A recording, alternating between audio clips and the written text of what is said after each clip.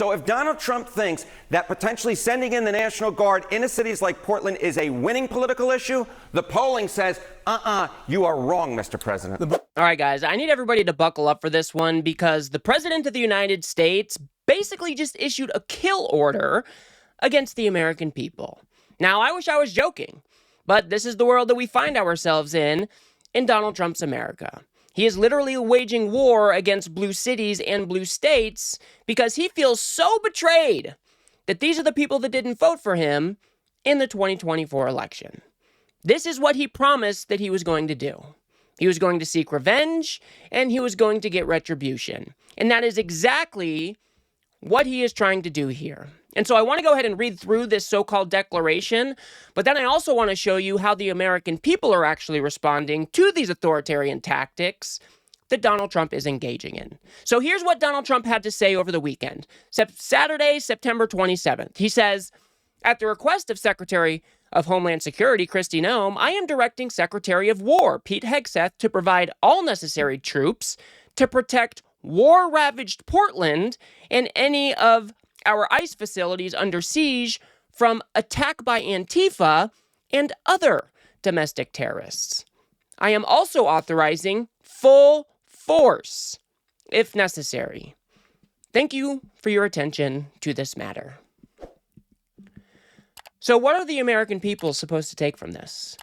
What are the people in Portland supposed to take from the President of the United States going out there and saying that Portland, well, they're under siege. It is war-ravaged. It's under siege by the likes of Antifa, by the likes of other domestic terrorists. And I'm actually going to give the military full force authorization if they deem it necessary. So Donald Trump is basically giving the green light for these military members to take out American citizens if they deem it necessary. This is absolutely insane. Now, you might expect that, well, shit, something bad must be going down in Portland. There's got to be some chaos. I mean, this isn't just a made-up story like we've come to expect from Donald Trump, right? Well, of course, you'd be wrong there if you were thinking that. Here's a kind of a glimpse into the types of protests that they were seeing outside of the ICE facility down in Portland. If you guys do appreciate my work and want to support the show, please do remember to subscribe. Right now, there's a large crowd of people in the street with their signs protesting outside of the ICE building. But the local residents I spoke to tell me this is not what's been bothering them. Oh, it's a wonderful neighborhood. Susan Norris has lived in the neighborhood near the ICE building in South Portland for 15 years. It's no secret that activity outside the building has increased this summer, especially in the evening. But the protesters themselves aren't what locals like Norris have concerns about. People are always friendly, including all the people that I see outside here on a daily basis. I'm gonna be honest with you, I've never seen any of the demonstrations instigate any violence. Rather, neighbors tell me their concerns lie with the federal agents. What bothers me the most, I live on the backside of the building on Bancroft, is the tear gas. They aim their flashlights to high-power ones into my back porch. LaShonda Shavers lives in one of the apartment buildings across the street from the ICE building. On Saturday night, she says she even heard helicopters circling the facility. There was 3 of them circling for over 7 hours last night. They were louder than the protesters. So here you've got citizens of the city, people who live in close vicinity to the ICE facility, and they're coming out and saying that it's not the protesters that it's the problem. It's the damn federal government that is the problem. I mean, just think about it, guys. We have an ICE agency that is basically acting like a secret police. They're rolling into communities with their masks on. Nobody can identify them. They're in unmarked cars. They're snatching people up off the streets without any due process at all. They are causing scenes in places all over these cities. They're inflicting violence against people for no apparent reason at all. And, of course, you're going to have people come out and protest what those people are doing. Because we are not down for a secret police in the United States of America. We are not down for our tax dollars being used to fund such a police organization that is deploying such tactics. Of course you are going to have protesters. And here you've got people in Portland saying it's not the protesters that's the problem. It is the damn federal government. It is the damn ICE agency. It's the damn mass deportations that Donald Trump is trying to engage in that is making my life a little less fun.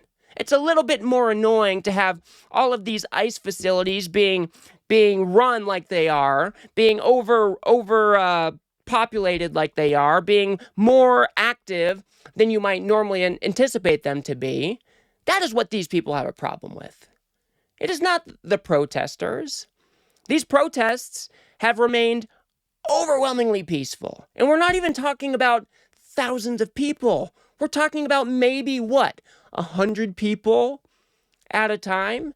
Donald Trump is doing this on purpose, guys. He is trying to provoke a response. That's why he is just leapfrogging over everybody. He's trying to send out the National Guard. He's trying to send out the active duty military because he wants to provoke a response. He wants people to fight with the federal government. That way he has an excuse to deploy more force.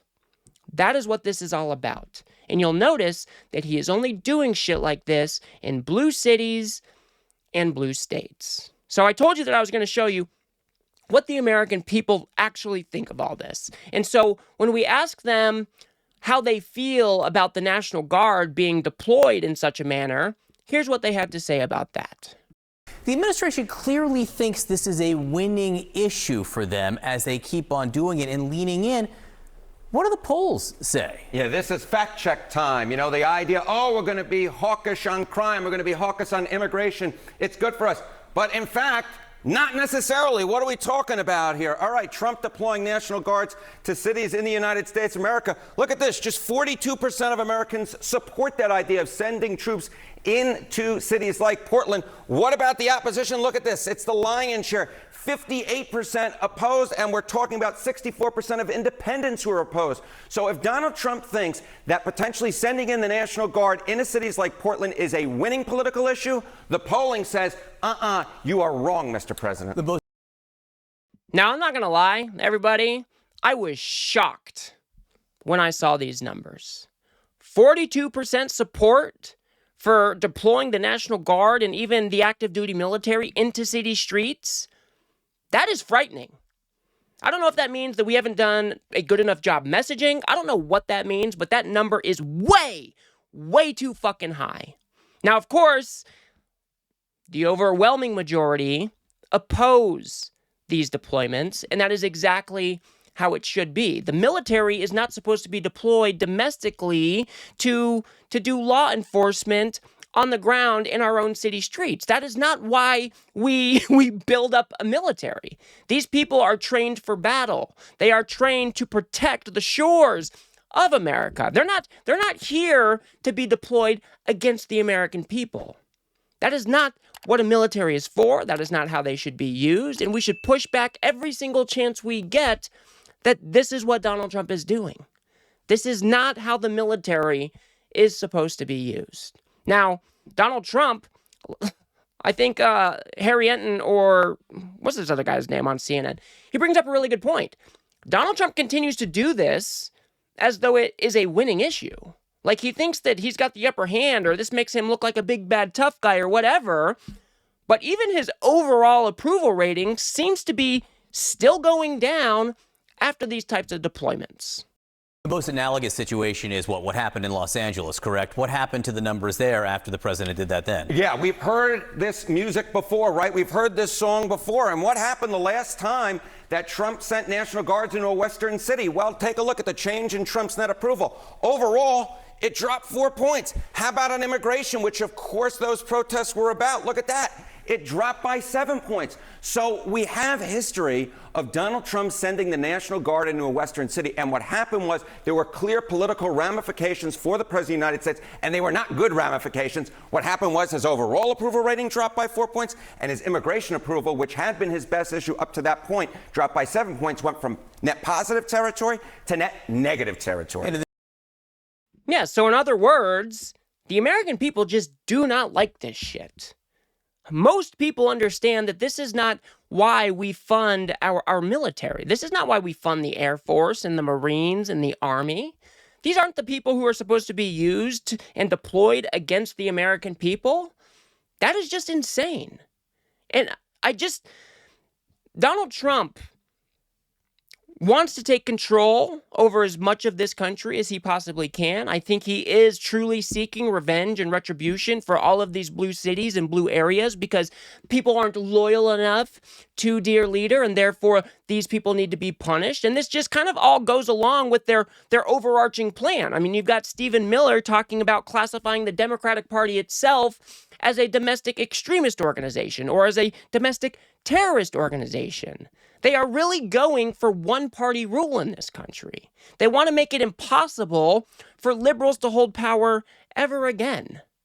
It all kind of plays into itself. This is why we continue to see Donald Trump doing this, even though the American people are just not down with this. And we need to continue to push back. We need to continue to realize that it is we, the people, that have the actual power, and we need to push back Donald Trump and his authoritarian ways every single chance that we get. There should be millions of people on the streets by now for what Donald Trump is trying to do to this country. And when we're talking about ICE as it's a standalone agency, the American people are just turned off altogether when it comes to what they are doing.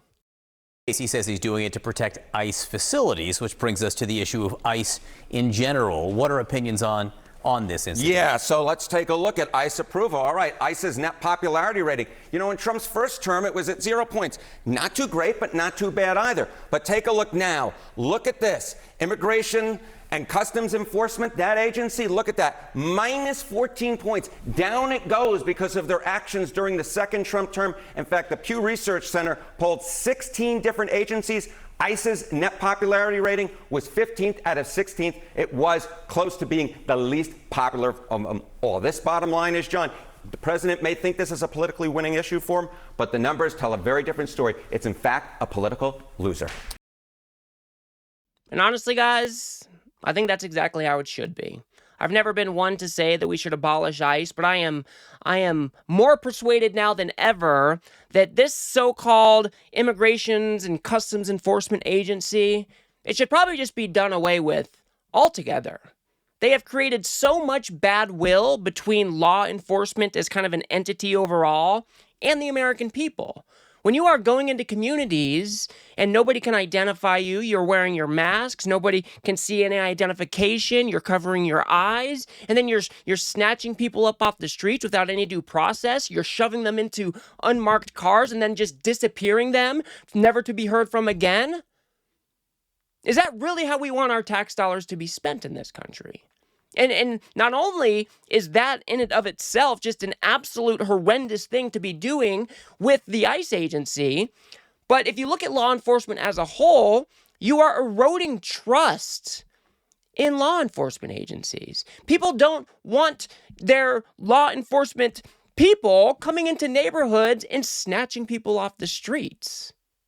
It's just not what we do here in America. So there are just a whole bunch of downstream effects from ICE acting like a bunch of Gestapo thugs that we haven't even had to reckon with yet. And I don't think it's something that we will have to reckon with. Well, we probably will have to reckon with it a bit as far as trust in law enforcement agencies. But this is doing untold damage that could last decades from now.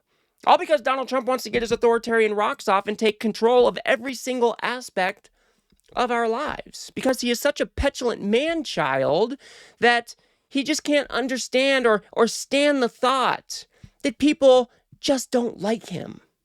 I mean, he's got a strong base of what? Between 30 and 35% of people. I think I just saw his latest approval rating is 37%. And as I have said before, the more his approval rating goes down, the more he is unliked, the more insecure he feels in his polling numbers, I think the more extreme he will get. He's just like that kid in the sandbox who's throwing a fit, who doesn't want to share his toys. And this is just going to have negative impacts all over the country because Donald Trump is such a broken piece of shit that he is taking out all of his rage, all of his insecurities on the American people in this authoritarian way.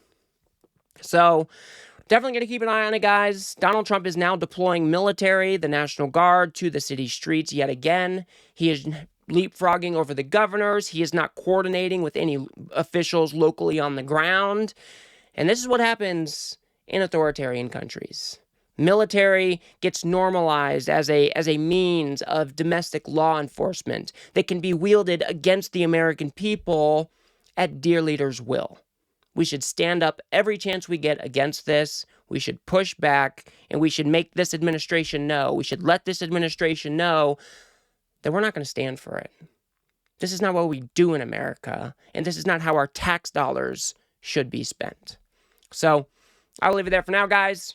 If you guys got anything out of this video, please do remember to smash that like button and subscribe. Maybe share with a friend or two. I'd very much appreciate that. We've got to build something here on the left that pushes back against this MAGA media machine that just launders all of this authoritarian nonsense for the Trump administration day in and day out. So if you do like what I do here, please do remember to smash that subscribe button. Of course, that is free. If you guys want to go a step above and beyond that and actually help me produce these videos, you can become a member right here on YouTube for as little as $3 a month. Or you can jump over to politiscape.substack.com where you can have my content delivered directly to your inbox every single day without the doom scrolling, without the algorithms. And as I will continue to say, the cool thing about Substack is that I actually own the data over there. So till the next one, guys, take care of yourselves, be safe, and I'll see you on the next one.